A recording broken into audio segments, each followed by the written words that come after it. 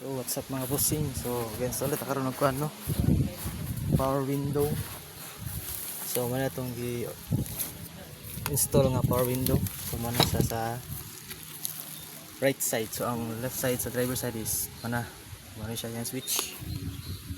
So sa pikas wala pa, so manual pa sa pikas. So na siya relay para safety, tapos with alarm. So remote na siya remote, universal nga remote. So mana yung universal nga remote with yan mga filter. So na siya, tapos mo itong switch sa pikas. So manual tira tamaraw. So na to og power window. So try na to yung power window. So on, so down, up. So isa to sa Toyota Tamaraw. So muna ang sa right side passenger. So muna yung power window. So ang nakanindot sa itong power window is mechanism siya. So muna yung stock nga power window ni sir, stock sa Tamaraw. So manual.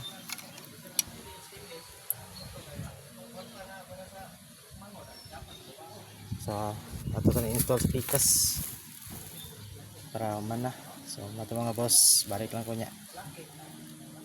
So muna ito installation sa itong power window. So muna ang power window switch. So dito na ito install sa Toyota Tamaraw. So i-install pala ito o central lock remote. Ayan. So muna yung remote na itong install, universal. So try na ito ang power window.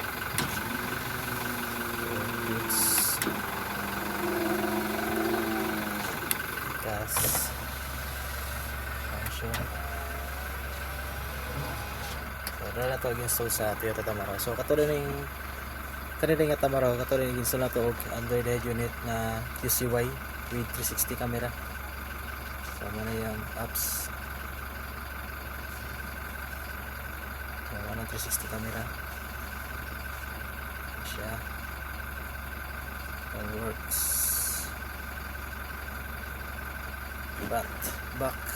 Front, back, masyadong camera. So Toyota Tamaraw. So for more inquiries mga bossing, so message lang sa itong Facebook page Amigo Auto Accessories, or tawag lang sa itong phone number